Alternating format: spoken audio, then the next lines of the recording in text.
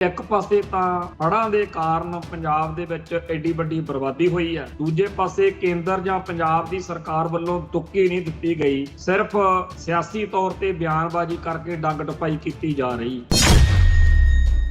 ਪਰ ਹੁਣ ਗੱਲ ਇਸ ਤੋਂ ਵੀ ਅੱਗੇ ਚਲੀ ਗਈ ਕਿ ਪੰਜਾਬ ਦੇ ਵਿੱਚ ਫੇਰ ਦੁਬਾਰਾ ਹੜ੍ਹਾਂ ਦਾ ਬਹੁਤ ਭਾਰੀ ਹੜ੍ਹਾਂ ਦਾ ਖਤਰਾ। ਮੀਂਹਾਂ ਬਾਰੇ ਵੀ ਦੱਸਿਆ ਜਾ ਰਿਹਾ ਕਿ ਬਹੁਤ ਭਾਰੀ ਮੀਂਹ ਅਗਲੇ ਹਫ਼ਤੇ 'ਚ ਪੈਣਗੇ। ਪਿਛਲੀ ਵਾਰ ਸਾਰੇ ਲੋਕਾਂ ਨੇ ਇਸ ਗੱਲ ਨੂੰ ਮੰਨਿਆ ਸੀ ਕਿ ਇਹ ਜਿਹੜਾ ਤਬਾਹੀ ਆਈ ਆ, ਇਹ ਜਿਹੜਾ ਸੰਤਾਪ ਅਸੀਂ ਭੋਗ ਰਹੇ ਆ, ਇਹ ਮਨੁੱਖ ਦਾ ਬਣਾਇਆ ਹੋਇਆ, ਜਾਨੀ ਕਿ ਇੰਡੀਅਨ ਸਟੇਟ ਦੀ ਕਰਤੂਤ। ਇਸ ਵਾਰ ਕੀ ਖੇਡ ਆ, ਇਹਦੇ ਬਾਰੇ ਸੱਚਾਈ ਜਿਹੜੀ ਆ ਉਹ ਸਾਹਮਣੇ ਆ ਕੇ ਰਹਿਣੀ ਆ। ਪਰ ਲੋਕਾਂ ਦੇ ਦਿਲ ਦਿਮਾਗ ਵਿੱਚ ਇਹ ਗੱਲ ਜਦੋਂ ਆਉਂਦੀ ਆ ਤਾਂ ਦਿੱਲੀ ਪ੍ਰਤੀ ਭਰੋਸਾ ਜਿਹੜਾ ਉਹ ਟੁੱਟਿਆ ਹੋਣ ਕਰਕੇ ਲੋਕਾਂ ਨੂੰ ਲੱਗਦਾ ਕਿ ਫੇਰ ਕੋਈ ਗੜਬੜ ਆ। ਪਿਛਲੇ ਦਿਨੀ ਭਾਰਤ ਦੇ ਅੱਡ-ਅੱਡ ਸ਼ਹਿਰਾਂ ਦੇ ਬਾਰੇ, ਖਾਸ ਤੌਰ ਤੇ ਦਿੱਲੀ ਬਾਰੇ ਇਹ ਚਰਚਾ ਸੁਣਦੇ ਰਹੇ ਆ ਕਿ ਉੱਥੇ ਕੋਈ ਮਸਨੂਈ ਤੌਰ ਤੇ, ਬਣਾਉਟੀ ਤੌਰ ਤੇ ਮੀਂਹ ਪਾਉਣ ਦੀਆਂ ਗੱਲਾਂ ਚੱਲ ਰਹੀਆਂ ਨੇ। ਕੀ ਪਤਾ ਭਾਰਤ ਸਰਕਾਰ ਉਸੇ ਤਰੀਕੇ ਦਾ ਬਣਾਉਟੀ ਮੀਂਹ ਜਿਹੜਾ ਉਹ ਪੰਜਾਬ 'ਚ ਇੱਥੇ ਲਿਆਂਦਾ ਜਾ ਰਿਹਾ ਹੋਵੇ। ਸੋ ਮੋٹے ਤੌਰ ਦੇ ਉੱਤੇ ਜੰਮੂ, ਹਿਮਾਚਲ, ਹਰਿਆਣਾ ਵੀ ਇਸ ਵਾਰੀ ਹੜ੍ਹ ਦੀ ਜਦ ਵਿੱਚ ਆਉਣ ਦੇ ਪੂਰੇ ਅਸਾਰ ਨੇ। ਪਰ ਸਭ ਤੋਂ ਵੱਧ ਖਤਰਾ ਉਹਨਾਂ ਖੇਤਰਾਂ ਨੂੰ ਆ ਜਿਨ੍ਹਾਂ ਵਿੱਚ ਪਿਛਲੇ ਦਿਨੀ ਹੜ੍ਹ ਆਏ ਸੀ। ਤੇ ਇਉਂ ਲੱਗਦਾ ਜਿਵੇਂ ਇੰਡੀਆ ਨੇ ਇਹ ਮਿਥ ਲਿਆ ਕਿ ਪੰਜਾਬ ਨੂੰ ਬੇਸ਼ੱਕ ਬਲੀ ਦਾ ਬੱਕਰਾ ਬਣਾ ਦਿਓ, ਪਰ ਪਾਕਿਸਤਾਨ ਨੂੰ ਇੱਕ ਵਾਰੀ, ਕਿਉਂਕਿ ਹੁਣ ਲੋਕਾਂ ਨੂੰ ਖਬਰ ਤਾਂ ਸਾਰੀ ਇੱਥੇ ਪੰਜਾਬ ਦੇ ਹਵਾਲੇ ਨਾਲ ਲੱਗ ਰਹੀ ਆ, ਪੰਜਾਬ ਵਿੱਚ ਹੜ੍ਹਾਂ ਦਾ ਖਤਰਾ, ਪਰ ਅਸਲੀ ਜਿਹੜਾ ਨੁਕਸਾਨ ਆ ਉਹ ਪਾਕਿਸਤਾਨ ਦਾ ਮਿਥਿਆ ਹੋਇਆ। ਤੇ ਗੱਲ ਫੇਰ ਉਹੀ ਆ ਕਿ ਨਾ ਪਾਕਿਸਤਾਨ ਦਾ ਲਿਆ ਜਾਊ ਕਿ ਪਾਕਿਸਤਾਨ ਉੱਜੜ ਗਿਆ, ਪਰ ਤਬਾਹੀ ਜਿਹੜੀ ਆ ਉਹ ਪੰਜਾਬ ਦੀ ਕੀਤੀ ਜਾਊ। ਜਿਵੇਂ 1984 ਦੇ ਜੂਨ ਮਹੀਨੇ 'ਚ ਤੇ ਨਵੰਬਰ ਮਹੀਨੇ 'ਚ ਸਾਡਾ ਕਤਲੇਆਮ ਕੀਤਾ ਗਿਆ, ਉਵੇਂ ਦੀ ਇੱਕ ਵਾਰੀ ਫੇਰ ਸਾਡੇ ਸਿਰ ਦੇ ਉੱਤੇ ਸਾੜ ਸੱਤੀ ਚੜ੍ਹਦੀ ਆ ਰਹੀ। ਟੀਵੀ 84 ਉੱਤੇ ਪ੍ਰੋਗਰਾਮ ਖਬਰ ਦੀ ਖਬਰ ਦੇਖ ਰਿਹਾ ਸਾਰੇ ਦਰਸ਼ਕਾਂ ਨੂੰ ਮੈਂ ਸਰਬਜੀਤ ਸਿੰਘ ਘਮਾਣ ਫਤਿਹ ਅਰਜ ਕਰਦਾ ਜੀ। ਵਾਹਿਗੁਰੂ ਜੀ ਕਾ ਖਾਲਸਾ, ਵਾਹਿਗੁਰੂ ਜੀ ਕੀ ਫਤਿਹ। ਆਪਾਂ ਪਿਛਲੇ ਕਈ ਦਿਨਾਂ ਤੋਂ ਇਸ ਕੌੜੀ ਸੱਚਾਈ ਨੂੰ ਬਿਆਨ ਕਰ ਰਹੇ ਹਾਂ ਕਿ ਇੱਕ ਪਾਸੇ ਤਾਂ ਹੜ੍ਹਾਂ ਦੇ ਕਾਰਨ ਪੰਜਾਬ ਦੇ ਵਿੱਚ ਐਡੀ ਵੱਡੀ ਬਰਬਾਦੀ ਹੋਈ ਹੈ, ਦੂਜੇ ਪਾਸੇ ਕੇਂਦਰ ਜਾਂ ਪੰਜਾਬ ਦੀ ਸਰਕਾਰ ਵੱਲੋਂ ਤੁੱਕੀ ਨਹੀਂ ਦਿੱਤੀ ਗਈ, ਸਿਰਫ ਸਿਆਸੀ ਤੌਰ ਤੇ ਬਿਆਨਬਾਜ਼ੀ ਕਰਕੇ ਡੰਗ ਟਪਾਈ ਕੀਤੀ ਜਾ ਰਹੀ। ਪਰ ਹੁਣ ਗੱਲ ਇਸ ਤੋਂ ਵੀ ਅੱਗੇ ਚਲੀ ਗਈ। ਹੁਣ ਅੱਜ ਦੇ ਅਖਬਾਰਾਂ 'ਚ, ਮੀਡੀਆ 'ਚ ਚਰਚਾ ਛਿੜੀ ਹੋਈ ਆ ਕਿ ਪੰਜਾਬ ਦੇ ਵਿੱਚ ਫੇਰ ਦੁਬਾਰਾ ਹੜ੍ਹਾਂ ਦਾ ਬਹੁਤ ਭਾਰੀ ਹੜ੍ਹਾਂ ਦਾ ਖਤਰਾ। ਮੀਂਹਾਂ ਬਾਰੇ ਵੀ ਦੱਸਿਆ ਜਾ ਰਿਹਾ ਕਿ ਬਹੁਤ ਭਾਰੀ ਮੀਂਹ ਅਗਲੇ ਹਫ਼ਤੇ 'ਚ ਪੈਣਗੇ। ਤੇ ਇਸ ਸਾਰੇ ਕਾਸੇ ਦੀ ਚਰਚਾ ਨੇ ਲੋਕਾਂ ਨੂੰ ਫੇਰ ਇੱਕ ਵਾਰੀ ਡਰਾ ਦਿੱਤਾ। ਪਿਛਲੀ ਵਾਰ ਸਾਰੇ ਲੋਕਾਂ ਨੇ ਇਸ ਗੱਲ ਨੂੰ ਮੰਨਿਆ ਸੀ ਕਿ ਇਹ ਜਿਹੜਾ ਤਬਾਹੀ ਆਈ ਆ, ਇਹ ਜਿਹੜਾ ਸੰਤਾਪ ਅਸੀਂ ਭੋਗ ਰਹੇ ਆ, ਇਹ ਮਨੁੱਖ ਦਾ ਬਣਾਇਆ ਹੋਇਆ, ਜਾਨੀ ਕਿ ਇੰਡੀਅਨ ਸਟੇਟ ਦੀ ਕਰਤੂਤ ਆ। ਇਸ ਵਾਰ ਕੀ ਖੇਡ ਆ, ਇਹਦੇ ਬਾਰੇ ਸੱਚਾਈ ਜਿਹੜੀ ਆ ਉਹ ਸਾਹਮਣੇ ਆ ਕੇ ਰਹਿਣੀ ਆ। ਪਰ ਲੋਕਾਂ ਦੇ ਦਿਲ ਦਿਮਾਗ ਵਿੱਚ ਇਹ ਗੱਲ ਜਦੋਂ ਆਉਂਦੀ ਆ ਤਾਂ ਦਿੱਲੀ ਪ੍ਰਤੀ ਭਰੋਸਾ ਜਿਹੜਾ ਉਹ ਟੁੱਟਿਆ ਹੋਣ ਕਰਕੇ ਲੋਕਾਂ ਨੂੰ ਲੱਗਦਾ ਕਿ ਫੇਰ ਕੋਈ ਗੜਬੜ ਆ। ਪਿਛਲੇ ਦਿਨੀ ਭਾਰਤ ਦੇ ਅੱਡ-ਅੱਡ ਸ਼ਹਿਰਾਂ ਦੇ ਬਾਰੇ, ਖਾਸ ਤੌਰ ਤੇ ਦਿੱਲੀ ਬਾਰੇ ਇਹ ਚਰਚਾ ਸੁਣਦੇ ਰਹੇ ਆ ਕਿ ਉੱਥੇ ਕੋਈ ਮਸਨੂਈ ਤੌਰ ਤੇ, ਬਣਾਉਟੀ ਤੌਰ ਤੇ ਮੀਂਹ ਪਾਉਣ ਦੀਆਂ ਗੱਲਾਂ ਚੱਲ ਰਹੀਆਂ ਨੇ।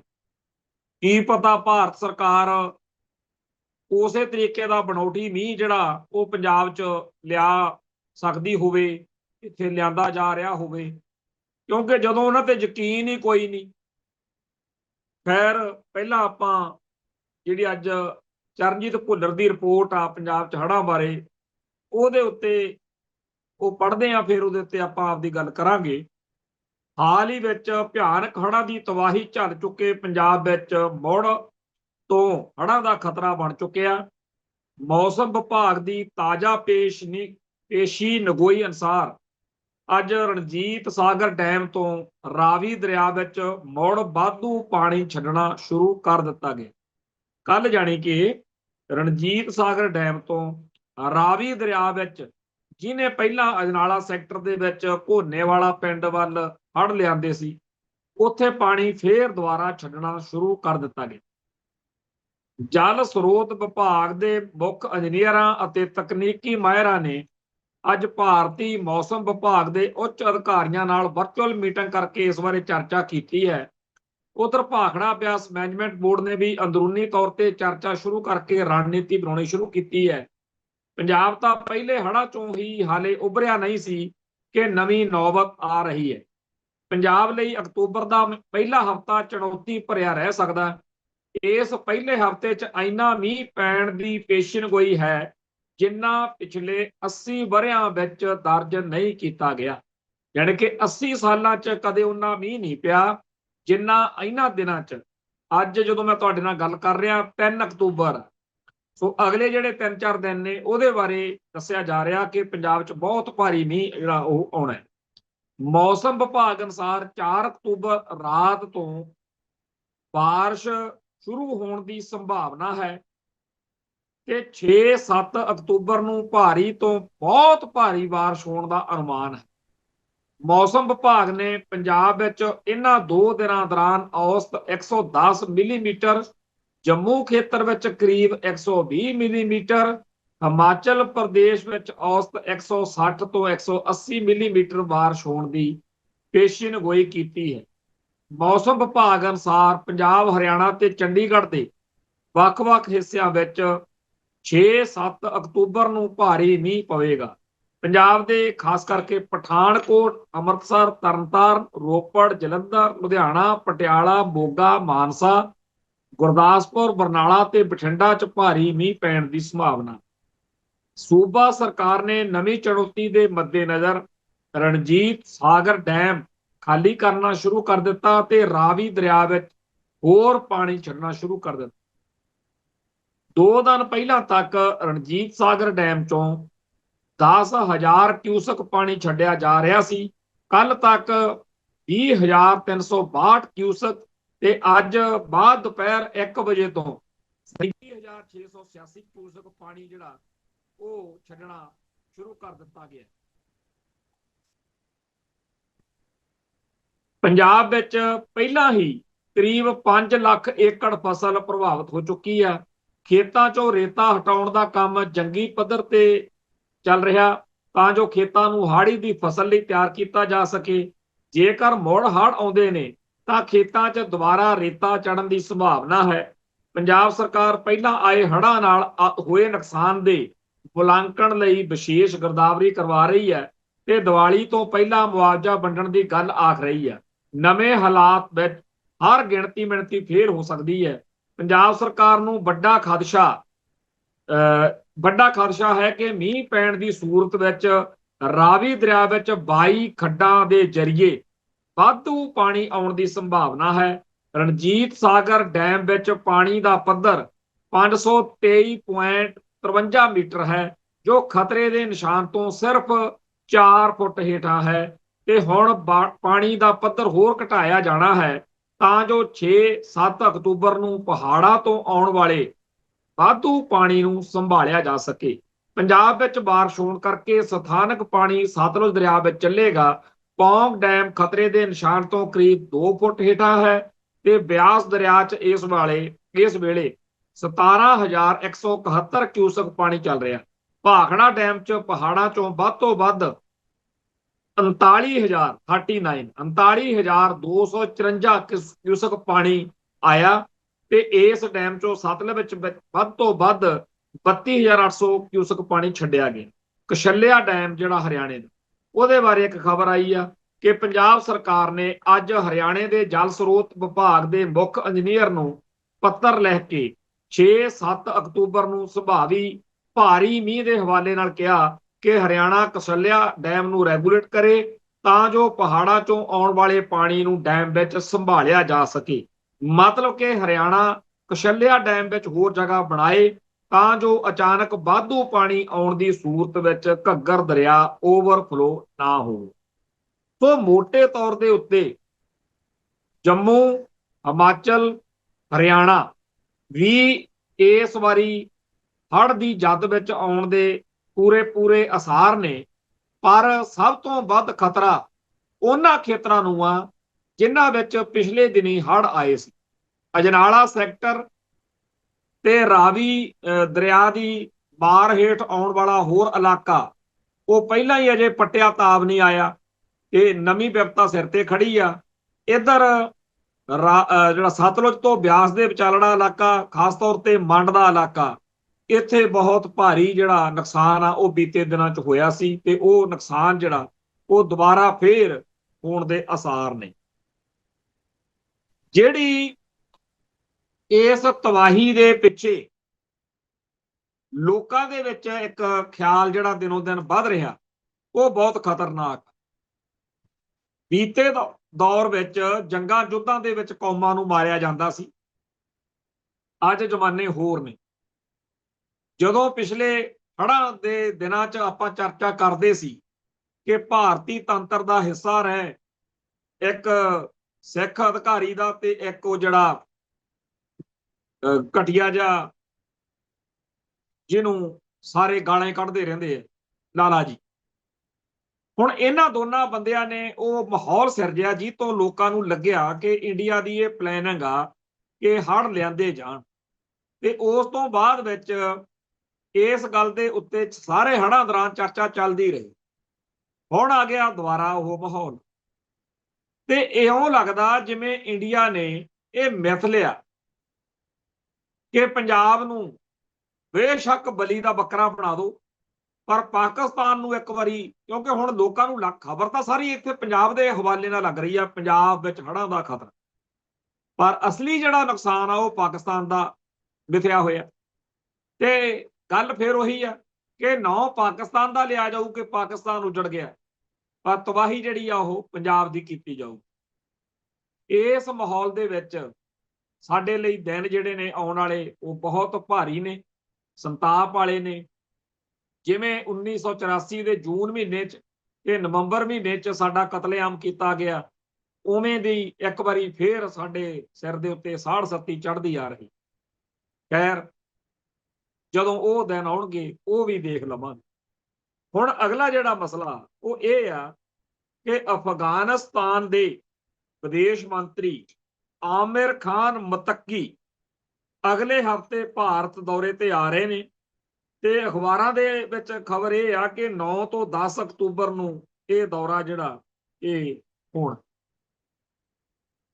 ਅਸੀਂ ਇੱਥੇ ਪੰਜਾਬ ਦੇ ਵਿੱਚ ਰਹਿੰਦੇ ਹਾਂ, ਜਦੋਂ ਵੀ ਅਫਗਾਨਿਸਤਾਨ ਦੇ ਤਾਲਿਬਾਨਾਂ ਬਾਰੇ ਗੱਲ ਕੀਤੀ ਹੈ ਤਾਂ ਜਿਹੜੇ ਭਾਰਤ ਮਾਤਾ ਦੇ ਲਾਡਲੇ ਪੁੱਤ ਜਿਹੜੇ ਆਪਣੇ ਪ੍ਰੋਗਰਾਮ ਦੇ YouTube ਚੈਨਲ ਦੇ ਉੱਤੇ ਹੇਠਾਂ ਭੈੜੇ ਕਮੈਂਟ ਕਰਦੇ ਹੁੰਦੇ ਆ, ਉਹਨਾਂ ਨੇ ਬੜਾ ਪਿੱਟਿਆ ਕਰਨਾ ਕਿ ਫਿਰ ਤੁਸੀਂ ਉਹਨਾਂ ਕੋਲ ਹੀ ਚਲੇ ਜਾਓ, ਤੁਸੀਂ ਤਾਲਿਬਾਨਾਂ ਨੂੰ ਬੜਾ ਚੰਗਾ ਕਹਿੰਦੇ ਹੋ, ਤੁਸੀਂ ਆਹ ਤੇ ਵਾਹ।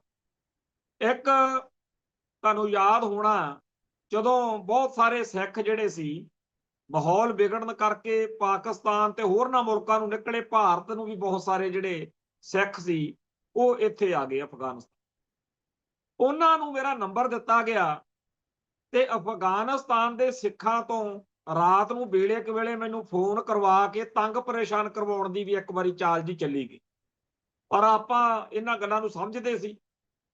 ਆਖਰ ਅੱਜ ਕੀ ਹੋਇਆ? ਉਹ ਸਾਰਾ ਲੌਂਗ ਲਾਣਾ ਜਿਹੜਾ ਭਾਰਤ ਮਾਤਾ ਦੀ ਕੁੱਛੜ ਚੜ ਕੇ ਸਾਡੇ ਵਰਗਿਆਂ ਨੂੰ ਅਵਾ ਤਵਾ ਬੋਲਦਾ ਸੀ ਕਿ ਤਾਲਿਬਾਨ ਤਾਂ ਬੜੇ ਮਾੜੇ ਆ, ਅੱਜ ਬੋਲਣ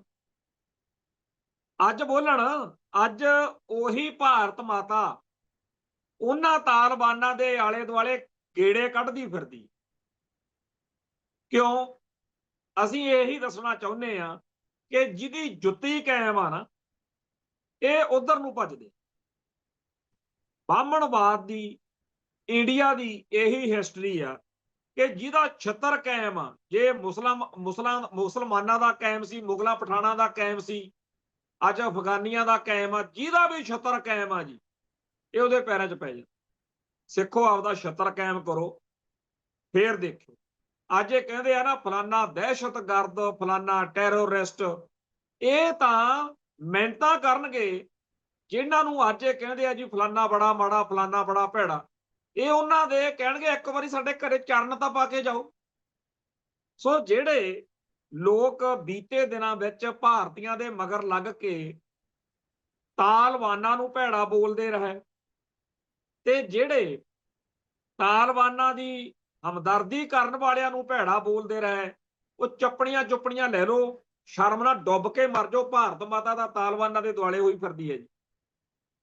ਅਗਲੀ ਗੱਲ, ਤਾਲਿਬਾਨ ਦਾ ਅਰਥ ਵਿਦਵਾਨ ਸੱਜਣ, ਆਪਣੇ ਧਰਮ ਨੂੰ ਸਮਰਪਿਤ ਲੋਕ, ਚੰਗੇ ਲੋਕਾਂ ਦੇ ਅਰਥ ਵਜੋਂ ਮੰਨਿਆ ਜਾਂਦਾ।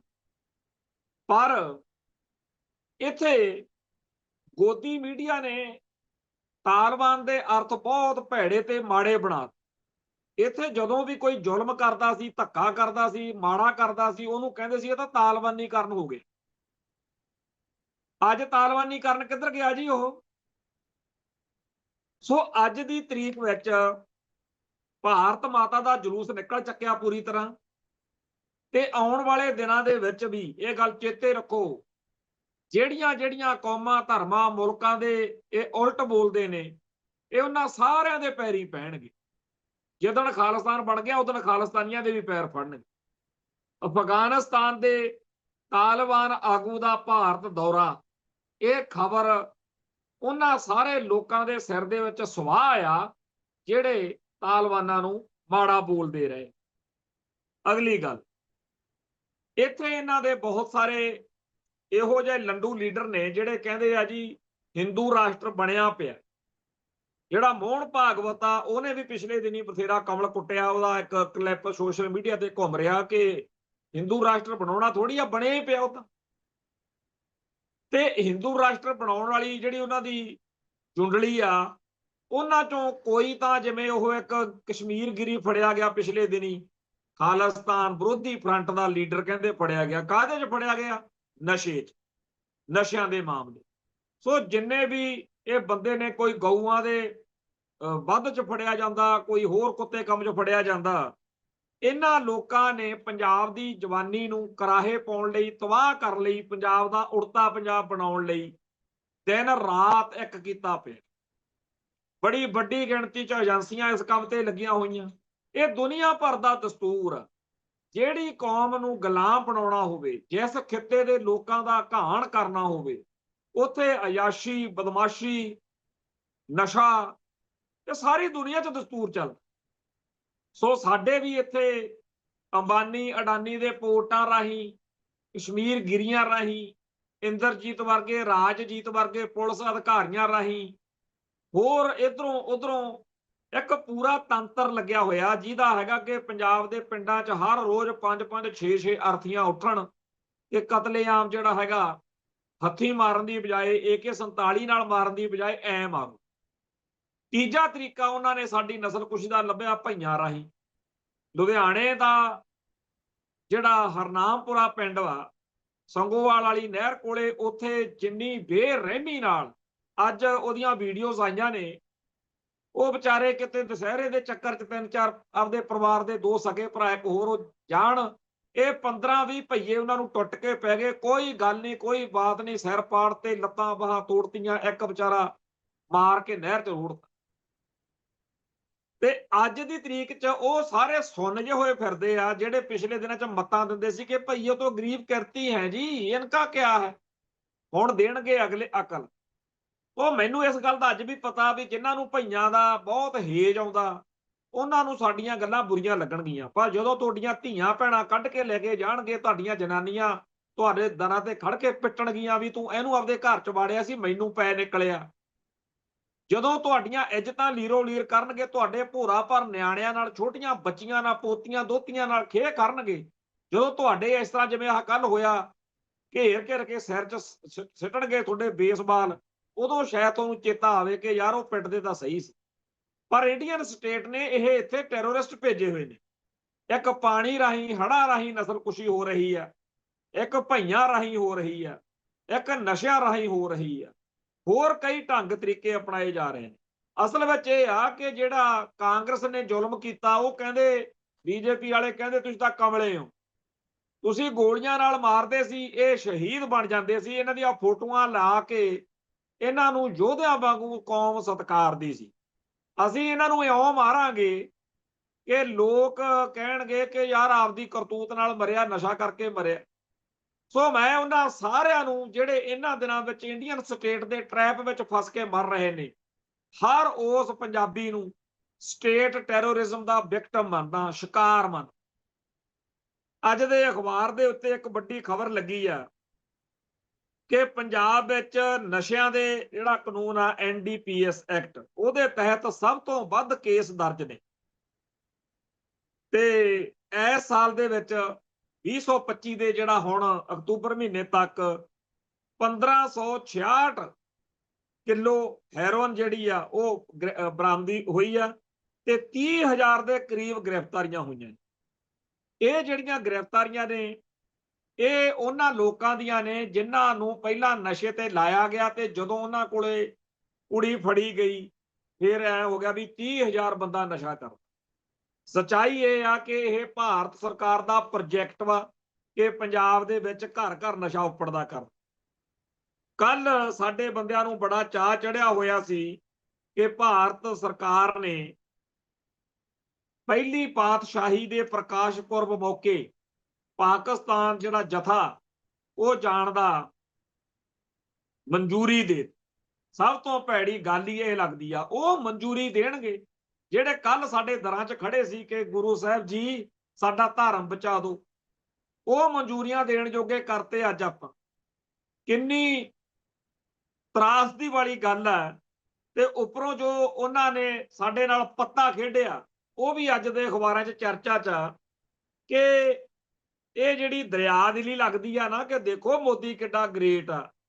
ਅਸਲ ਵਿੱਚ ਸਾਰੀ ਖੇਡ ਇਉਂ ਬਣਾ ਦਿੱਤੀ ਗਈ ਆ ਕਿ ਹੁਣ ਕੋਈ ਵੀ ਸਿੱਖ ਜਿਵੇਂ ਪਹਿਲਾਂ ਰੂਟੀਨ 'ਚ ਚੱਲਦਾ ਸੀ ਕਿ ਪਾਕਿਸਤਾਨ ਹਾਈ ਕਮਿਸ਼ਨ ਨੂੰ ਅੰਬੈਸੀ ਨੂੰ ਆਪਦਾ ਵੀਜ਼ੇ ਲਈ ਦੇਵੋ ਤੇ ਉਹ ਤੁਹਾਡਾ ਵੀਜ਼ਾ ਮਾਰਕ ਕਰ ਦਿੰਦੇ ਸੀ ਤੇ ਤੁਸੀਂ ਆਪਦੀ ਪੁਲਿਸ ਵੈਰੀਫਿਕੇਸ਼ਨ ਕਰਾ ਕੇ ਚਲੇ ਜਾਂਦੇ ਸੀ। ਤੇ ਇਵੇਂ ਹੀ ਜਦੋਂ ਸਿੱਖ ਸੰਸਥਾਵਾਂ ਸ਼੍ਰੋਮਣੀ ਕਮੇਟੀ ਜਾਂ ਹੋਰ ਆ ਉਹ ਪੂਰੀ ਜਿਹੜੀ ਪੜਤਾਲ ਕਰਵਾ ਕੇ ਸਟੇਟ ਨੂੰ ਤੋਂ ਪੜਤਾਲ ਹੋ ਕੇ CID ਦੀ ਉਹ ਜੱਥੇ ਦਾ ਪੂਰੇ ਦਾ ਵੀਜ਼ਾ ਲਵਾ ਲੈਂਦੇ ਸੀ। ਇਹ ਸਾਰਾ ਕੰਮ ਕਰਤਾ ਬੰਦ। ਜਿਹੜੀ ਭਾਰਤ ਮਾਤਾ ਨੇ ਹੁਣ ਆਪਾਂ ਨੂੰ ਤੋਹਫਾ ਦਿੱਤਾ ਉਹ ਕੀ ਆ ਕਿ ਜੇਕਰ ਕਿਸੇ ਸਿੱਖ ਨੇ ਪਾਕਿਸਤਾਨ ਹਾਈ ਕਮਿਸ਼ਨ ਕੋਲ ਯਾਤਰਾ ਲਈ ਵੀਜ਼ਾ ਲੈਣ ਲਈ ਕੋਈ ਚਿੱਠੀ ਪੱਤਰ ਦਿੱਤਾ ਤਾਂ ਸਭ ਤੋਂ ਪਹਿਲਾਂ ਤਾਂ ਉਹਦੇ ਖਿਲਾਫ ਪਾਸਪੋਰਟ ਕਾਨੂੰਨ 1967 ਦੀ ਧਾਰਾ 19 ਦੇ ਤਹਿਤ ਕਾਰਵਾਈ ਕੀਤੀ ਜਾਊਗੀ ਕਿ ਤੂੰ ਪਾਕਿਸਤਾਨ ਨੂੰ ਵੀਜ਼ੇ ਲਈ ਅਪਲਾਈ ਕਿਵੇਂ ਕਰ ਲਿਆ। ਸਭ ਤੋਂ ਪਹਿਲਾਂ ਤਾਂ ਇਹ ਤੋਹਫਾ ਦਿੱਤਾ। ਫਿਰ ਕਿਵੇਂ ਉਹ ਕਹਿੰਦੇ ਜੀ ਅਸੀਂ ਆਪਦਾ ਇੱਕ ਸਿਸਟਮ ਬਣਾਇਆ ਜਿਹੜੇ ਸਾਡੇ ਪੱਕੇ ਪਰਖੇ ਹੋਏ ਪਿੱਠੂ ਬੰਦੇ ਆ ਇਕੱਲੇ ਪਾਕਿਸਤਾਨ ਹੁਣ ਯਾਤਰਾ ਜਥੇ ਨਾਲ ਉਹ ਜਾ ਸਕਦੇ। ਸਿੱਧੀ ਜੀ ਗੱਲ ਆ ਮੋਦੀ ਦੇ ਕੇਸਾਧਾਰੀ ਜਿਹੜਾ ਹਿੰਦੂ ਸਿੱਖ ਨੇ ਉਹਨਾਂ ਤੋਂ ਬਗੈਰ ਕਿਸੇ ਕੌਮ ਪ੍ਰਸਤ ਪੰਥ ਪ੍ਰਸਤ ਸਿੱਖ ਨੂੰ ਵੀਜ਼ੇ ਤੋਂ ਸਾਫ਼ ਤੌਰ ਤੇ ਨਾ ਵਾ। ਜਾਣੀ ਕਿ ਭਾਰਤ ਸਰਕਾਰ ਦੇ ਲੱਤਾਂ ਹੇਠਾਂ ਦੀ ਲੰਘੋ ਤੇ ਤਾਂ ਤੁਸੀਂ ਜਾ ਸਕਦੇ। ਇਹ ਕੱਲ ਨਹੀਂ ਸੀ ਗੱਲ ਦੱਸੀ। ਕੱਲ ਸਾਡੇ ਸ਼੍ਰੋਮਣੀ ਕਮੇਟੀ ਵਾਲੇ ਅਕਾਲ ਤਖਤ ਦੇ ਜਥੇਦਾਰ ਤੇ ਹੋਰ ਜਿੰਨਾ ਲੱਲੜ ਪੱਲੜ ਆ ਸਭ ਨੇ ਇਹੀ ਵਧਾਈਆਂ ਜੀ ਮੁਬਾਰਕਾਂ ਜੀ ਬੱਲੇ ਬੱਲੇ। ਅੱਜ ਉਹ ਖਬਰ ਦਾ ਅਸਲੀ ਪੱਖ ਸਾਹਮਣੇ ਆ ਚੁੱਕਿਆ। ਸੱਚਾਈ ਇਹ ਆ ਕਿ ਉਹਨਾਂ ਨੇ ਇਹ ਖੁੱਲ੍ਹ ਇਸ ਤਰੀਕੇ ਨਾਲ ਦਿੱਤੀ ਆ ਕਿ ਸਿਰਫ ਆਪਦੇ ਪੱਖ ਦੇ ਸਿੱਖ ਜਿਹੜੇ ਨੇ ਜਿਹੜੇ ਸਾਡੀ ਬੋਲੀ ਬੋਲਦੇ ਆ ਤੋਤੇ ਹੀ ਜਾਇਆ ਕਰਨਗੇ। ਹੋਰ ਕੋਈ ਬੰਦਾ ਜਥੇ ਨਾਲ ਨਨਕਾਣਾ ਸਾਹਿਬ ਨਹੀਂ ਜਾ ਸਕਦਾ ਜਾਂ ਹੋਰ ਵੀ ਕਿਸੇ ਤਰੀਕੇ ਨਾਲ ਨਹੀਂ ਜਾ ਸਕਦਾ। ਹੁਣ ਪਹਿਲਗਾਮ ਹੋਵੇ ਚਾਹੇ ਪੁਲਵਾਮਾ ਉਹਦੇ ਬਾਰੇ ਸਾਰਿਆਂ ਨੂੰ ਪਤਾ ਵੀ ਉਹ ਭਾਜਪਾ ਦਾ ਮੋਦੀ ਸਰਕਾਰ ਦੀ ਕਰਤੂਤ ਆ। ਤੇ ਜੇਕਰ ਉੱਥੇ ਕੋਈ ਦੋਸ਼ੀ ਹੈ ਉਹਨੂੰ ਮਾਰੋ ਛੱਡੋ ਜੋ ਮਰਜ਼ੀ ਕਰੋ। ਇੱਕ ਵਾਰੀ ਪਾਰਲੀਮੈਂਟ ਤੇ ਵੀ ਅਟੈਕ ਹੋਇਆ ਸੀ ਉਦੋਂ ਵੀ ਵਾਜਪਾਈ ਉਹਨਾਂ ਨੇ ਕਿਹਾ ਸੀ ਵੀ ਜਥੇ ਥੋੜੀ ਰੋਕਣੇ ਆ ਜਥੇ ਤਾਂ ਜਾਂਦੇ ਰਹਿਣ ਦਿਓ। ਪਰ ਹੁਣ ਅਗਲੇ ਨਵੇਂ ਆਏ ਆ ਸਿਆਣੇ ਬੰਦੇ ਅਮਿਤ ਸ਼ਾਹ ਡੋਭਾਲ ਜੀ ਮੋਦੀ ਜੀ ਇਹ ਚੰਗੀ ਤਰ੍ਹਾਂ ਸਿੱਖਾਂ ਦੇ ਨਾਸੀ ਧੂਆਂ ਦੇਣਗੇ। ਤੇ ਜਿਹੜੇ ਕਹਿੰਦੇ ਆ ਅਸੀਂ ਨਹੀਂ ਜੀ ਖਾਲਿਸਤਾਨੀਆਂ ਨਾਲ ਸਹਿਮਤ ਥੋੜੇ ਛਤਰ ਫੇਰ ਕੇ ਨਾ ਥੋਤੋਂ ਖਾਲਿਸਤਾਨ ਕਹਾਇਆ ਤਾਂ ਮੈਨੂੰ ਫੜ ਲਿਓ। ਜਿਹੜੇ ਸਿੱਖਾਂ ਨੂੰ ਇਹ ਬੁਖਾਰ ਚੜਿਆ ਰਹਿੰਦਾ ਨਾ ਵੀ ਇਹ ਖਾਲਿਸਤਾਨੀ ਮਾਹੌਲ ਖਰਾਬ ਕਰਦੇ ਆ ਐਡੀ ਕੋਈ ਗੱਲ ਨਹੀਂ ਹੈਗੀ। ਮੈਂ ਤੁਹਾਨੂੰ ਲਿਖ ਕੇ ਦਿੰਨਾ ਕਿ ਤੁਹਾਡੇ ਧੀਆਂ ਪੁੱਤਾਂ ਨੇ ਤੁਹਾਡੇ ਛਤਰ ਫੇਰਨਾ ਕਿ ਤੁਸੀਂ ਅਜੇ ਵੀ ਖਾਲਿਸਤਾਨ ਤੋਂ ਦੂਰ ਹੋ। ਤੁਸੀਂ ਅਜੇ ਵੀ ਖਾਲਿਸਤਾਨੀਆਂ ਦੇ ਉਲਟ ਹੋ। ਹੋਰ ਤੁਹਾਨੂੰ ਕੀ ਕਰਕੇ ਦੇਣ। ਆ ਰਾਜਸਥਾਨ ਦੇ ਵਿੱਚ ਗੋਲੂ ਵਾਲਾ ਪਿੰਡ ਆ, ਉੱਥੇ ਬੀਜੇਪੀ ਵਾਲਿਆਂ ਨੇ ਸੌਦੇ ਸਾਹਿਬ ਦੇ ਚੇਲਿਆਂ ਨਾਲ ਰਲ ਕੇ ਪੂਰੀ ਗੁੰਡਾਗਰਦੀ ਕੀਤੀ। ਰਾਤ ਗੁਰਦੁਆਰਾ ਸਾਹਿਬ ਤੇ ਹਮਲਾ ਕਰਤਾ। ਜਿੰਨੇ ਉੱਥੇ ਪਏ ਸੀ ਅੰਦਰ ਸ਼ਰਧਾਲੂ ਸਿੱਖ ਤੇ ਪ੍ਰਬੰਧਕ, ਉਹਨਾਂ ਸਾਰਿਆਂ ਨੂੰ ਬੇਰਹਿਮੀ ਨਾਲ ਕਟਾਪਾ ਚਾੜਿਆ। ਤੇ ਅੱਜ ਉਹ ਸਾਰਾ ਦਿਨ ਵੀਡੀਓਜ਼ ਆਉਂਦੀਆਂ ਰਹੀਆਂ, ਭੋਰਾ ਭਰ ਨਿਆਣੇ ਕੁੱਟੇ ਆ ਉੱਥੇ। ਇਹ ਕੁਝ ਹੁਣ ਪੰਜਾਬ ਦੇ ਵਿੱਚ ਵੀ ਹੋਊਗਾ ਤੇ ਸਾਰੇ ਭਾਰਤ 'ਚ ਹੋਊਗਾ। ਜਿਹੜੇ ਕਹਿੰਦੇ ਆ ਜੀ ਖਾਲਿਸਤਾਨ ਨਹੀਂ ਲੈਣਾ, ਐ ਬਣਨਾ ਹਿੰਦੂ ਰਾਸ਼ਟਰ। ਇੱਕ ਵੀਡੀਓ ਘੁੰਮ ਰਹੀ ਆ ਜਿਹਦੇ ਚ 15-20 ਮੁਸਲਮਾਨ ਜਿਹੜੇ ਆ ਉਹ ਵਿਚਾਰੇ ਮਸਕੀਨ ਜੇ ਬਣੇ ਖੜੇ ਆ ਤੇ ਮੂਹਰੇ 2-3 ਲਾਲੇ ਕਹਿੰਦੇ ਆ ਵੀ ਜੈ ਸ਼੍ਰੀ ਰਾਮ ਕਹਿਣਾ ਪਊਗਾ ਫੇਰ ਤੁਰਨ ਦੇਾਂਗੇ ਇੱਥੋਂ। ਵੀਡੀਓ ਵੀ ਬਣਾ ਕੇ ਪਾ ਰਹੇ ਨੇ। ਕਿੱਥੇ ਆ ਭਾਰਤ ਮਾਤਾ ਦਾ ਕਾਨੂੰਨ? ਅਸੀਂ ਤਾਂ ਇੱਥੇ ਕਦੇ ਨਹੀਂ ਕਿਸੇ ਨੂੰ ਕਿਹਾ ਹੈਗਾ ਵੀ ਪਹਿਲੋਂ ਆਹ ਕਹੇ ਜਾਂ ਵਾਹ ਨਾ ਕਹੇ। ਨਾ ਸਾਡਾ ਧਰਮ ਇਹ ਜਿਹੀਆਂ ਕਰਤੂਤਾਂ ਸਿਖਾਉਂਦਾ। ਆ ਕਾਹਦਾ ਧਰਮ ਆ ਜਿਹੜਾ ਲੋਕਾਂ ਤੇ ਜ਼ੁਲਮ ਕਰਕੇ ਉਹਨਾਂ ਤੋਂ ਕਹਿੰਦਾ ਪਹਿਲਾਂ ਐਂ ਕਹੇ ਤੇ ਫੇਰ ਗੱਲ ਕਰਾਂਗੇ। ਸੋ ਇਸ ਮੁਲਕ ਦਾ ਬੇੜਾ ਗਰਕ ਹੋਣਾ ਹੀ ਹੋਣਾ ਹੈ। ਤੇ ਇਸ ਮੁਲਕ ਦੇ ਵਿੱਚ ਜਿਹਨੂੰ ਅਕਲ ਆਈ ਜਾਊ ਉਹ ਆਪਣੇ ਆਪ ਸਿੱਖੀ ਦਾ, ਖਾਲਿਸਤਾਨ ਦਾ ਝੰਡਾ ਬੁਲੰਦ ਕਰੂਗਾ। ਦੂਜੀਆਂ ਕੌਮਾਂ ਦੇ, ਦੂਜਿਆਂ ਸੂਬਿਆਂ ਦੇ, ਆ ਦੇਖਿਆ ਨਾ ਹੜ੍ਹਾਂ ਵਾਲੇ ਦਿਨਾਂ 'ਚ ਕਿਵੇਂ ਹਰਿਆਣੇ ਤੋਂ, ਹਿਮਾਚਲ ਤੋਂ, ਰਾਜਸਥਾਨ ਤੋਂ ਜਿਨ੍ਹਾਂ ਨੂੰ ਸਮਝ ਲੱਗ ਗਈ ਕਿ ਭਾਰਤ ਮਾਤਾ ਦੇ ਜੇ ਟਰੈਪ 'ਚ ਫਸੇ ਰਹੇ ਜੁੱਤੀਆਂ ਪੈਣਗੀਆਂ, ਸਿੱਖਾਂ ਦਾ ਪੱਲਾ ਫੜ ਲਓ। ਆ ਵੀਡੀਓ ਦੇਖੀ ਆ, ਇੱਕ ਬੱਚੀ ਅੰਮ੍ਰਿਤ ਛਕ ਕੇ ਘਰੇ ਆਈ, ਉਹਦੀ ਮਾਂ ਦਰਾਂ 'ਚ ਤੇਲ ਚੋ ਕੇ ਸ਼ਗਨਾਂ ਨਾਲ ਉਹਨੂੰ ਅੰਦਰ ਬਾੜ ਰਹੀ ਹੈ। ਕਿਉਂ? ਕਿਉਂਕਿ ਸਿੱਖ ਦਾ ਸਰੂਪ ਹੀ ਇਹੋ ਜਿਹਾ। ਜਦੋਂ ਸਿੱਖ ਬੱਚੀ ਨੂੰ, ਅੰਮ੍ਰਿਤਧਾਰੀ ਹੋਈ ਨੂੰ ਦੁਸ਼ਟ ਦੇਖਦਾ, ਮੈਂ ਅੱਗੇ ਵੀ ਕਹਿਣਾ ਹੁੰਦਾ, ਕਹਿੰਦੇ ਆ ਜੀ ਧੀਆਂ ਚੰਦ ਵਰਗੀਆਂ, ਧੀਆਂ ਨੂੰ ਚੰਦ ਵਰਗੀਆਂ ਨਾ ਬਣਾਓ, ਧੀਆਂ ਨੂੰ ਸੂਰਜ ਵਰਗੀਆਂ ਬਣਾਓ। ਮਾੜੇ ਬੰਦੇ ਦਾ ਝਾਕਣ ਦਾ ਹਿੰਮਤ ਹੀ ਨਾ ਪਵੇ, ਜ਼ੁਰਤ ਹੀ ਨਾ ਪਵੇ। ਅਕਸ਼ੇ ਕੁਮਾਰ ਇੱਥੋਂ ਫਿਲਮਾਂ ਦਾ ਬੜਾ ਵੱਡਾ ਕਲਾਕਾਰ ਮੰਨਿਆ ਜਾਂਦਾ, ਅੰਮ੍ਰਿਤਸਰ ਦਾ ਪਿਛੋਕੜ ਆ ਉਹਦਾ। ਤੇ ਉਸ ਦੇ ਅੱਜ ਸਾਰਾ ਦਿਨ ਸੋਸ਼ਲ ਮੀਡੀਆ ਤੇ ਚਰਚੇ ਹੁੰਦੇ ਰਹੇ ਆ। ਉਹ ਪਿੱਟ ਰਿਹਾ ਕਿ ਮੇਰੀ ਧੀ ਨੂੰ ਕਿਵੇਂ ਟਰੈਪਡ ਕਰਕੇ, ਜਾਲ 'ਚ ਫਸਾ ਕੇ, ਸੋਸ਼ਲ ਮੀਡੀਆ ਸਾਈਬਰ ਸੈੱਲ ਜਿਹੜੇ ਆ ਨੰਗੀਆਂ ਫੋਟੋਆਂ ਮੰਗ ਰਿਹਾ ਸੀ। ਇਹ ਬਿਰਤੀ ਇਸ ਮੁਲਕ ਦੇ ਵਿੱਚ ਜਾਂ ਦੁਨੀਆ ਭਰ 'ਚ ਜਿੱਥੇ ਵੀ ਹੋਵੇ ਮਾੜੀ ਹੈ। ਪਰ ਜਦੋਂ ਕੋਈ ਅੰਮ੍ਰਿਤਧਾਰੀ ਗੁਰਸਿੱਖ ਹੋਵੇ, ਨਾ ਤਾਂ ਉਹ ਇਹੋ ਜਿਹੀਆਂ ਕਰਤੂਤਾਂ 'ਚ ਆਪ ਫਸਦਾ ਤੇ ਨਾ ਕਿਸੇ ਨੂੰ ਛੇਤੀ ਫਸਣ ਦਿੰਦਾ। ਆ ਜਿਹੜੀ ਸਿੱਖ ਬੱਚੀ ਆ ਉਹਦੀ ਮਾਂ ਨੂੰ ਘੱਟੋ ਘੱਟ ਇਹ ਤਾਂ ਸਦਾ ਦਿਲ ਤੇ ਰਹੂ ਨਾ ਕਿ ਮੇਰੀ ਧੀ ਕਿਸੇ ਗਲਤ ਮਾੜੇ ਰਾਹ ਨਹੀਂ ਤੁਰੂ। ਸੋ ਖਾਲਸਾ ਸੱਜਣਾ, ਸਿੱਖੀ ਵੱਲ ਆਉਣਾ ਇਹ ਬੜਾ ਜ਼ਰੂਰੀ ਹੈ। ਪਰ ਜਿਹੜਾ ਵਕਤ ਬੀਤ ਗਿਆ ਉਹ ਤੇ ਜ਼ਰੂਰ ਅਫਸੋਸ ਆਉਂਦਾ। ਅੰਗਰੇਜ਼ ਕਹਿੰਦੇ ਵੀ ਰਹੇ ਵੀ ਤੁਸੀਂ ਇਹਨਾਂ ਨੂੰ ਜਾਣਦੇ ਨਹੀਂ, ਲੈ ਲਓ ਜੋ ਮਿਲਦਾ। ਉਦੋਂ ਬਲਦੇਵ ਸਿੰਘ ਵਰਗੇ ਲੀਡਰ ਅਖੇ ਜੀ ਸਿੱਖਾਂ ਦੀ ਇੱਕੋ ਹੀ ਮੰਗ ਆ, ਅੰਗਰੇਜ਼ ਹਿੰਦੁਸਤਾਨ ਖਾਲੀ ਕਰਕੇ ਤੁਰਦੇ ਬਣ, ਜੋ ਕੁਝ ਅਸੀਂ ਲੈਣਾ ਹੋਇਆ ਕਾਂਗਰਸ ਤੋਂ ਆਪੇ ਲੈ ਲਾਂਗੇ, ਹੁਣ ਲੈ ਲਓ ਕੀ ਮਿਲਦਾ। ਅਗਲੇ ਜੁੱਤੀਆਂ ਮਾਰਦੇ ਆ ਤੁਹਾਡੇ।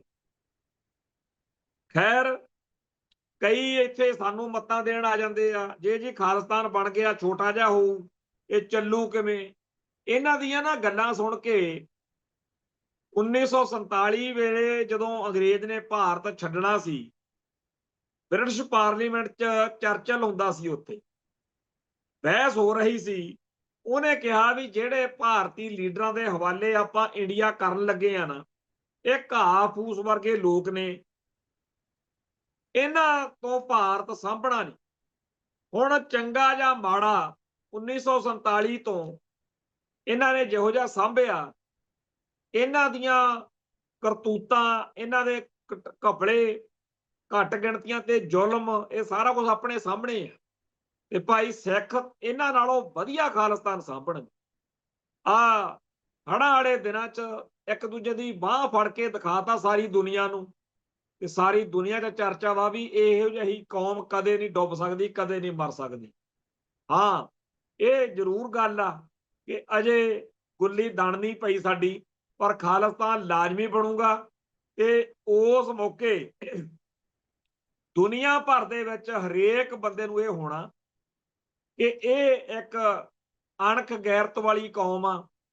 ਇਹ ਇੱਕ ਇਹੋ ਜਿਹੇ ਲੋਕ ਨੇ ਜਿਹੜੇ ਦੂਜਿਆਂ ਦਾ ਕਦਰ ਕਰਦੇ ਆ, ਕਿਉਂਕਿ ਮਹਾਰਾਜਾ ਰਣਜੀਤ ਸਿੰਘ ਦੇ ਰਾਜ ਮੌਕੇ ਦੂਜਿਆਂ ਮੁਲਕਾਂ ਦੇ, ਦੂਜੀਆਂ ਕੌਮਾਂ ਦੇ, ਦੂਜਿਆਂ ਧਰਮਾਂ ਦੇ ਲੋਕ ਵੱਡੇ ਵੱਡੇ ਅਹੁਦਿਆਂ ਤੇ ਜਿਹੋ ਜਿਹਾ ਗੁਣ ਸੀ ਉੱਥੇ ਪਹੁੰਚਦੇ ਵੀ ਰਹੇ ਨੇ ਤੇ ਸਤਿਕਾਰ ਨਾਲ ਆਪਦਾ ਧਰਮ ਜਿਵੇਂ ਮਰਜ਼ੀ ਨਿਭਾਓ ਭਾਈ। ਪਰ ਕੁਝ ਗੱਲਾਂ ਜਿਹੜੀਆਂ ਸਾਡੇ ਧਰਮ ਦੀ ਮਰਿਆਦਾ ਅਨੁਸਾਰ ਸਾਨੂੰ ਨਹੀਂ ਚੰਗੀਆਂ ਲੱਗਦੀਆਂ ਉਹ ਨਾ ਕਰੇ। ਇਸੇ ਤਰੀਕੇ ਨਾਲ ਖਾਲਿਸਤਾਨ ਬਣਨ ਦੀ ਦੇਰ ਆ। ਦੁਨੀਆ ਭਰ ਦੇ ਵਿੱਚੋਂ ਉਹ ਲੋਕ ਜਿਨ੍ਹਾਂ ਨੂੰ ਆਪਦਾ ਆਪਦੇ ਬੱਚਿਆਂ ਦੇ ਭਵਿੱਖ ਦਾ ਖਿਆਲ ਆ, ਉਹ ਖਾਲਿਸਤਾਨ ਵੱਲ ਨੂੰ ਤੁਰੇ ਆਉਣਗੇ। ਤੇ ਅੱਜ ਇੱਕ ਖਬਰ ਇਹ ਆਈ ਆ ਕਿ ਜਿਹੜਾ ਗਿਆਨੀ ਹਰਪ੍ਰੀਤ ਸਿੰਘ ਵਾਲਾ ਅਕਾਲੀ ਦਲ ਆ, ਉਹਨਾਂ ਨੇ ਆਪਦਾ ਨਵਾਂ ਢਾਂਚਾ ਐਲਾਨ ਦਿੱਤਾ। ਦੂਜਾ ਇਹ ਆ ਕਿ ਤਰਨਤਾਰਨ ਵਾਲੀ ਜਿਹੜੀ ਆਮ ਆਦਮੀ ਪਾਰਟੀ ਵਾਲਿਆਂ ਨੇ ਇੱਥੋਂ ਉਹੀ ਹਰਮੀਤ ਸਿੰਘ ਸੰਧੂ, ਜਿਹੜਾ ਇਹਨਾਂ ਦਾ ਇੱਥੋਂ ਪਹਿਲਾਂ ਬਾਦਲਕਿਆਂ ਦਾ ਵੀ ਰਿਹਾ, ਉਦੋਂ ਪਹਿਲਾਂ ਆਜ਼ਾਦ ਵੀ ਜਿੱਤਿਆ, ਉੱਤੇ ਕਈ ਇਲਜ਼ਾਮ ਵੀ ਲੱਗਦੇ ਰਹੇ ਆ, ਪਰ ਹੁਣ ਤਾਂ ਉਹ ਨਿਰਮਾ ਵਾਸ਼ਿੰਗ ਪਾਊਡਰ ਨਾਲ ਧੋ ਲਿਆ ਆਮ ਆਦਮੀ ਪਾਰਟੀ ਵਾਲਿਆਂ ਨੇ, ਉਹਨੂੰ ਉਮੀਦਵਾਰ ਬਣਾਇਆ। ਪਰ ਲੋਕਾਂ ਦੀ ਜਿਹੜੀ ਇਸ ਮੌਕੇ ਰਾਏ ਆ ਉਹ ਭਾਈ ਸੰਦੀਪ ਸਿੰਘ ਸਨੀ ਦੇ ਹੱਕ ਵਿੱਚ ਹੈ। ਪਰ ਇੱਕ ਗੱਲ ਮੈਂ ਮਹਿਸੂਸ ਕੀਤੀ ਆ ਕਿ ਭਾਰਤੀ ਮੀਡੀਆ ਨੂੰ ਹਦਾਇਤ ਹੋ ਚੁੱਕੀ ਆ ਕਿ ਭਾਈ ਸੰਦੀਪ ਸਿੰਘ ਸਨੀ ਦੇ ਹੱਕ 'ਚ ਚਰਚਾ ਨਾ ਕਰੋ, ਨਾਂ ਹੀ ਨਾ ਲਓ। ਅੱਖੋਂ ਪਰੇ ਜੱਗ ਮਰੇ, ਜਦੋਂ ਤੁਸੀਂ ਨਾਂ ਹੀ ਨਹੀਂ ਲਓਗੇ ਲੋਕਾਂ ਨੂੰ ਲੱਗੂਗਾ ਵੀ ਇਹ ਤਾਂ ਕਿਸੇ ਗਿਣਤੀ 'ਚ ਹੀ ਨਹੀਂ। ਇਹ ਜਿਹੜੀ ਗੱਲ ਆ ਇਹਨਾਂ ਦੀ ਕਿ ਆਪਾਂ ਭਾਈ ਸੰਦੀਪ ਸਿੰਘ ਸਨੀ ਦਾ ਜ਼ਿਕਰ ਨਹੀਂ ਕਰਾਂਗੇ, ਅਸਲ ਵਿੱਚ ਇਹ ਗੱਲ ਰਹਿਣੀ ਨਹੀਂ। ਮੀਡੀਆ ਵਾਲੇ ਕੀ ਕਰਨਗੇ ਤੁਸੀਂ ਦੇਖਿਓ। ਥੋੜੇ ਦਿਨਾਂ ਤੱਕ ਜਿੰਨਾ ਇਹਨਾਂ ਦਾ ਹਿੰਦੂ ਕੱਟੜਵਾਦ ਆ, ਇਹਨਾਂ ਨੇ ਜਿਉਂ ਲੱਗਣਾ ਜਿਵੇਂ ਜਦੋਂ ਭਾਈ ਅਮਰਤਪਾਲ ਸਿੰਘ ਦੀ ਇਲੈਕਸ਼ਨ ਸੀ, ਹਰ ਰੋਜ਼ ਵਿਰਸਾ ਸਿੰਘ ਬਲਟੋਹਾ ਤੇ ਸੁਖਬੀਰ ਸਿੰਘ ਬਾਦਲ ਤੇ ਉਹਦੀ ਜੁੰਡਲੀ ਉਹ ਭਕਾਈ ਮਾਰਿਆ ਕਰਨ। ਜਿਵੇਂ ਕਹਿੰਦੇ ਆ ਨਾ ਵੀ ਜਦੋਂ ਗੁੱਡੀ ਪਤੰਗ ਚੜਾਉਣਾ ਹੋਵੇ ਤਾਂ ਹਵਾ ਦੂਜੇ ਪਾਸੋਂ ਉਲਟ ਪਾਸੋਂ ਚਾਹੀਦੀ ਆ, ਉਹ ਫਿਰ ਗੁੱਡਾ ਉਹਨਾਂ ਉੱਚਾ ਚੜਦਾ। ਭਾਈ ਅਮਰਤਪਾਲ ਸਿੰਘ ਦੇ ਹੱਕ ਵਿੱਚ ਜਿਹੜੀ ਹਵਾ ਬਣਾਈ ਹੈ ਉਹ ਵਿਰਸਾ ਸਿੰਘ ਬਲਟੋਹਾ ਤੇ ਸੁਖਬੀਰ ਸਿੰਘ ਬਾਦਲ ਨੇ ਬਣਾਈ ਸੀ। ਹੁਣ ਵੀ ਭਾਈ ਸੰਦੀਪ ਸਿੰਘ ਸਨੀ ਨੂੰ ਜਿਤਾਉਣ ਦੀ ਜ਼ਿੰਮੇਵਾਰੀ ਹੈ ਜਿਹੜੀ ਅਸਲ ਵਿੱਚ ਉਹ ਸਿੱਖੀ ਅਤੇ ਸਿੱਖਾਂ ਦੇ ਉਹਨਾਂ ਦੁਸ਼ਮਣਾਂ ਦੇ ਹੱਥ ਵਿੱਚ ਆ ਜਿਨ੍ਹਾਂ ਨੇ ਅਗਲੇ ਦਿਨਾਂ 'ਚ ਸ਼ੁਰੂ ਹੋ ਜਾਣਾ ਤੇ ਰੱਜ ਕੇ ਭੰਡਿਆ ਕਰਨਗੇ। ਜਿੰਨਾ ਉਹ ਭੰਡਣਗੇ ਓਨਾ ਹੀ ਭਾਈ ਸੰਦੀਪ ਸਿੰਘ ਸਨੀ ਦੀ ਜਿਹੜੀ ਚੋਣ ਮੁਹਿੰਮ ਆ ਉਹਨੂੰ ਬਲ ਮਿਲੇਗਾ। ਤੇ ਜਿਹੜਾ ਪਿਛਲੇ ਦਿਨਾਂ 'ਚ ਭਾਈ ਰਾਜਵੀਰ ਜਵੰਦਾ ਨਾਂ ਦੇ ਗਾਇਕ ਦਾ ਚਰਚਾ ਆਪਾਂ ਕੀਤਾ ਸੀ, ਉਹਦੀ ਹਾਲਤ ਕੋਈ ਬਹੁਤੀ ਵਧੀਆ ਨਹੀਂ ਹੈਗੀ। ਲੋਕਾਂ ਦੇ ਦਿਲ ਟਿਕਾਉਣ ਦੇ ਲਈ ਬੇਸ਼ੱਕ ਬਹੁਤ ਸਾਰੀਆਂ ਗੱਲਾਂ ਕੀਤੀਆਂ ਜਾ ਰਹੀਆਂ ਨੇ। ਵੈਂਟੀਲੇਟਰ ਤੇ ਰੱਖ ਕੇ ਇੱਥੇ ਪੈਸੇ ਬਣਾਉਣ ਦਾ ਵੀ ਜੁਗਾੜ ਆ। ਵੈਸੇ ਵੀ ਉਹ ਪਾਪੂਲਰ ਮਸ਼ਹੂਰ ਚਰਚਿਤ ਸ਼ਖਸੀਅਤ ਆ, ਲੋਕ ਗਾਉਣ ਵਾਲਿਆਂ ਦੇ ਜ਼ਿਆਦਾ ਰਹਿੰਦੇ ਆ ਚੱਕਰਾਂ ਦੇ ਵਿੱਚ। ਪਰ ਸੱਚਾਈ ਇਹ ਆ ਕਿ ਜਿਹੜਾ ਮੁੱਦਾ ਇਸ ਮੌਕੇ ਉਠਾਉਣਾ ਚਾਹੀਦਾ ਸੀ, ਆਪਾਂ ਪਿਛਲੇ ਦਿਨ ਵੀ ਚਰਚਾ ਕੀਤੀ ਸੀ, ਉਹ ਜੇ ਕਿਸੇ ਨੇ ਮਾੜੀ ਮੋਟੀ ਗੱਲ ਛੇੜੀ ਵੀ ਸੀ ਤਾਂ ਮੀਡੀਆ ਨੂੰ ਹਦਾਇਤ ਹੋ ਗਈ ਕਿ ਇਹ ਗੱਲ ਨਾ ਕਰੋ। ਸੋ ਪੰਜਾਬ 'ਚ ਜਾਂ ਸਾਰੇ ਭਾਰਤ ਵਿੱਚ ਸੜਕਾਂ ਉੱਤੇ ਫਿਰਦੀਆਂ ਗਾਵਾਂ, ਅਵਾਰਾ ਪਸ਼ੂ, ਡੰਗਰ ਵਗੈਰਾ ਜਿਹੜੇ ਨੇ, ਉਹਨਾਂ ਦਾ ਮਾਮਲਾ ਰਾਜਵੀਰ ਜਵੰਦੇ ਦੇ ਕਰਕੇ ਉੱਠਣਾ ਚਾਹੀਦਾ ਸੀ, ਪਰ ਉਹ ਬਿਲਕੁਲ ਹੀ ਸਾਇਲੈਂਟ ਕਰ ਦਿੱਤਾ ਗਿਆ। ਅੱਜ ਸਵੇਰੇ ਕਿਸੇ ਚੈਨਲ ਵਾਲੇ ਸੱਜਣ ਨੇ ਚਰਚਾ ਕੀਤੀ, ਉਹਨੂੰ ਮੈਂ ਆਖਿਆ ਵੀ 6 ਜੂਨ ਵਾਲੇ ਦਿਨਾਂ 'ਚ ਜਦੋਂ KPS ਗਿੱਲ ਦੀ ਭਰਜਾਈ ਨੇ ਇੰਟਰਵਿਊ ਕੀਤੀ, ਤੁਸੀਂ ਵੀ ਬੜਾ ਭੱਜ ਕੇ ਚੰਡੀਗੜ੍ਹੋਂ ਆਏ, ਇੱਥੇ ਇੰਟਰਵਿਊ ਕਰਕੇ ਗਏ, ਤੁਸੀਂ ਚਲਾਈ ਕਾਹਤੋਂ ਨਹੀਂ?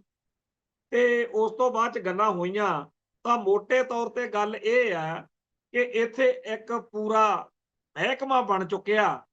ਕੁਝ ਬੰਦੇ ਸੈੱਟ ਕਰ ਦਿੱਤੇ ਆ ਇੰਡੀਅਨ ਨੈਟਵਰਕ ਨੇ, ਏਜੰਸੀਆਂ ਨੇ, ਜਿਹੜੇ ਹਰ ਗੱਲ ਤੇ ਨਜ਼ਰ ਰੱਖਦੇ ਆ ਕਿ ਫਲਾਣੇ ਫਲਾਣੇ ਬੰਦੇ ਦੀ ਕੋਈ ਗੱਲ ਇੱਥੇ ਮੀਡੀਆ 'ਚ ਨਹੀਂ ਆਉਣ ਦੇਣੀ।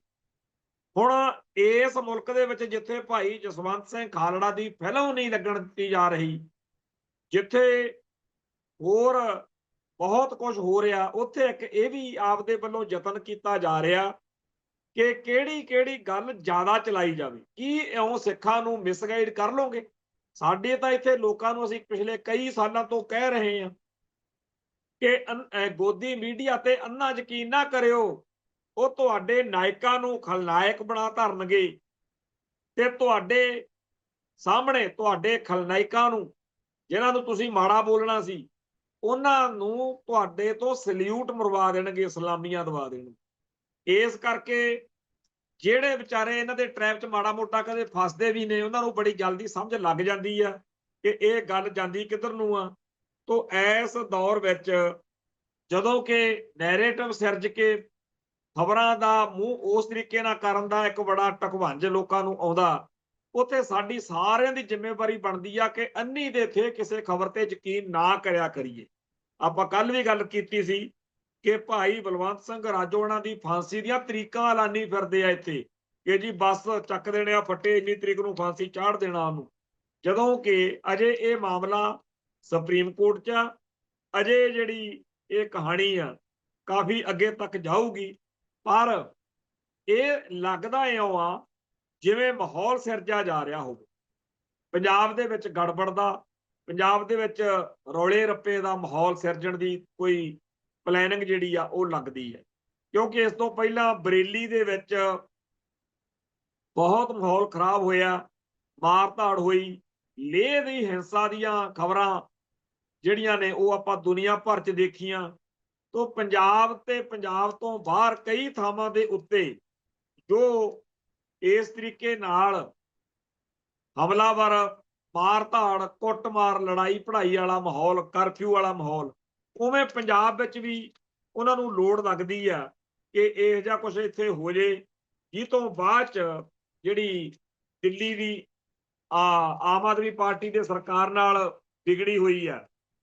ਇੱਕ ਪਾਸੇ ਖਬਰਾਂ ਇਹ ਨੇ ਕਿ ਕੇਜਰੀਵਾਲ ਜਿਹੜਾ ਉਹ ਕੱਟੇ ਬੱਚੇ ਬੰਨ੍ਹਦਾ ਫਿਰਦਾ ਭਾਜਪਾ ਦੇ, ਪਰ ਲੱਗਦਾ ਇਹ ਹੈਗਾ ਕਿ ਉਹ ਇੱਥੇ ਜੇਕਰ ਉਹਨਾਂ ਨੂੰ ਲੱਗਿਆ ਵੀ ਠੀਕ ਨਹੀਂ ਹੈ ਆਪਣਾ ਬੀਜੇਪੀ ਦੇ, ਵੈਸੇ ਵੀ ਇੱਥੇ ਕੋਈ ਹੈ ਨਹੀਂ, ਆਧਾਰ ਬਣ ਨਹੀਂ ਰਿਹਾ, ਤਾਂ ਹੋ ਸਕਦਾ ਬੀਜੇਪੀ ਪੰਜਾਬ ਦੇ ਵਿੱਚ ਮਾਹੌਲ ਖਰਾਬ ਕਰਕੇ ਇਹ ਦਾਅਵਾ ਕਰਕੇ ਕਿ ਨੌ ਜੀ ਇੱਥੇ ਤਾਂ ਇਹ ਸੰਭਾਲ ਨਹੀਂ ਪਾ ਰਿਹਾ, ਕਿਉਂਕਿ ਜਿਹੜਾ ਇਸ ਮੌਕੇ ਪੰਜਾਬ ਸਰਕਾਰ ਦਾ ਖਜ਼ਾਨੇ ਵਾਲੇ ਪਾਸਿਓਂ ਹਾਲ ਆ ਉਹ ਬੁਰਾ ਹੀ ਹੈ।